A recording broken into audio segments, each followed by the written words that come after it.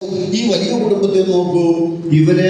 അവര് തിരുഹൃദയ രൂപത്തിന് മുമ്പിൽ മുട്ടുകുത്തി ദൈവസന്നിധിയിൽ നിന്നും അവർ രണ്ടുപേരും കൂടി തീരുമാനമെടുത്ത് മക്കൾ ബാധ്യതയല്ല വലിയ സാധ്യതയാണെന്ന് ഉൾക്കാഴ്ച പരിശുദ്ധാത്മാവ് കൊടുത്തനുസരിച്ചാണ് ഈ കുഞ്ഞുങ്ങൾക്ക് ഇവർക്ക് ജന്മം കൊടുത്തി ഇവരെ വളർത്തി പോറ്റിക്കൊണ്ടിരിക്കുന്നത്. ഞാൻ ഈ മാജിക്ക് സഹായിക്കാനായിട്ട് ഈ അമ്മച്ചിയെ ഒന്ന് പിടിച്ചോളൂ. അത് പിടിക്കുക. ഒരു ടിന്നാണ് കേട്ടോ, ഞാൻ പെട്ടെന്ന് കാണിച്ചു തരികയാണ്. ഒരു ടിന്ന് കാണിച്ചു തരുന്നു. ഇത് പിടിച്ചോളൂ. ഞാൻ അതിനുശേഷം 10 ആഴ്ച പ്രായമുള്ള ഒരു കുഞ്ഞിനെ ഇതാ മോഡലാണ് ഞാൻ ഒരു കർച്ചീഫിൽ പൊതിഞ്ഞ് ഈ ടിന്നിലേക്ക് വയ്ക്കുകയാണ്. ഏറ്റവും സുരക്ഷിത എന്നു കരുതിയ ഗർഭപാത്രമിന്നറവുശാല ഗർഭസ്ഥ ശിശുവിനെ ഉദരത്തിൽ വച്ചു ദീനനിപ്പാൻ തെല്ലും മടിയില്ലാതായി. ഗർഭചിത്രം മാത്രമല്ല, പ്രൊലൈഫ് എന്ന് പറയുന്ന എല്ലാം ഇവിടെ പ്രസ്താവിച്ചു കഴിഞ്ഞു. ഞാൻ അതിലേക്ക് ഒന്നും പോകുന്നില്ല. ഈ ടിന്ന് ഒരമ്മയുടെ കയ്യിൽ കൊടുത്തിരിക്കുക. അനേകം കുഞ്ഞുങ്ങളെ പോറ്റി വളർത്തുന്ന ഒരമ്മ. ഇത് നോക്കുക, ഞാനൊരു കവർ വെച്ച് ഈ ടിന്ന് അടയ്ക്കുകയാണ് നിങ്ങളുടെ കൺമുമ്പിൽ. അപ്പൊ ഓർക്കണം, ദൈവം ആ കുടുംബത്തെ ദമ്പതികളെ അനുഗ്രഹിച്ച് കുഞ്ഞുങ്ങൾ ദൈവത്തിന്റെ വലിയ ദാനമാണ് നമ്മളോട് കേട്ടു.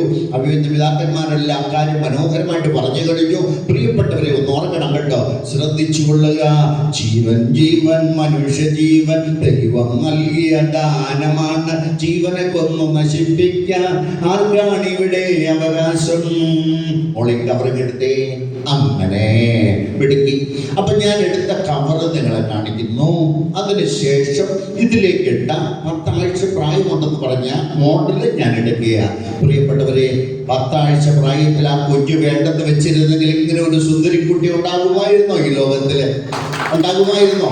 നോക്കുക, ഒരു സുന്ദരിക്കുട്ടി. ഈ നിൽക്കുന്ന മക്കള് നോക്കിയേ, മോഡൽ നോക്കിയേ, മിടുക്കിയായ മോള് അല്ലേ? ശരിയല്ലേ? മക്കൾ നോക്കിക്കേ, കണ്ടോ? ആ പിടിച്ചോളൂ, സുന്ദരിക്കുട്ടിയെ പിടിച്ചോ കേട്ടോ. അടുത്ത കുഞ്ഞുകൂടി കുടുംബത്തിലേക്ക് വരട്ടെ എന്ന് ആശംസിക്കും. 10 ആഴ്ച പ്രായമുള്ള കുഞ്ഞ് മോഡൽ ഞാൻ ഇതിലേക്ക് ഇട്ടു. ഇതിലുണ്ടോ? നോക്കുക, അത് സുന്ദരിക്കുട്ടി മാത്രമായിട്ട് മാറി കേട്ടോ. ആ കുഞ്ഞ് ഈ പാവയ്ക്ക് വേണ്ടിയിട്ടാണ് അല്ലേ ആഗ്രഹിക്കുന്നത്. ഓക്കെ, ഇനി അടുത്ത ഒറ്റ മതിക്കൂടെ പെട്ടെന്ന്. അതായത് നോക്കുക, MTP act, medical termination of pregnancy act, അതേക്കുറിച്ചൊക്കെ ഇവിടെ പറഞ്ഞു.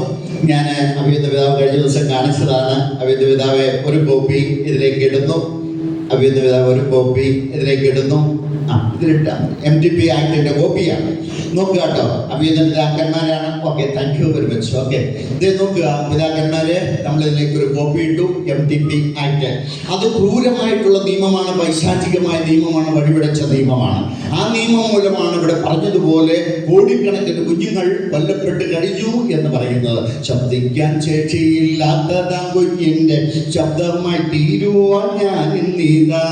ഈ തിന്മയ്ക്കെതിരെ പടയണി ചേരുവാൻ നിന്നാത്മശക്തി എനിക്ക് കീഴൂ.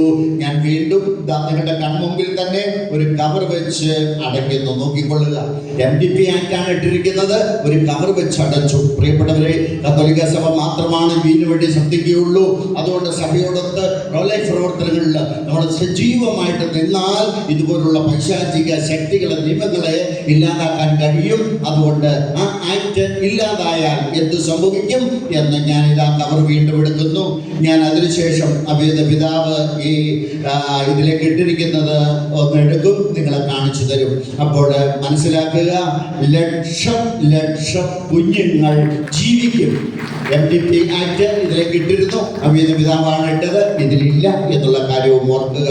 അങ്ങനെ നമ്മുടെ സമൂഹത്തിലെ മക്കൾ ജീവിക്കട്ടെ, അനേകം കുഞ്ഞുങ്ങൾ ഉണ്ടാകട്ടെ, നമ്മുടെ സഭ ധന്യമായി തീരട്ടെ എന്ന് ആശംസിച്ചുകൊണ്ട് ഈ വൈകി ഓടുന്ന വണ്ടിയിൽ ഒന്ന് സൈഡിൽ കയറി പിടിച്ചിരിക്കുവാൻ അവസരം തന്നതിന് നന്ദിയോടെ താങ്ക് യു.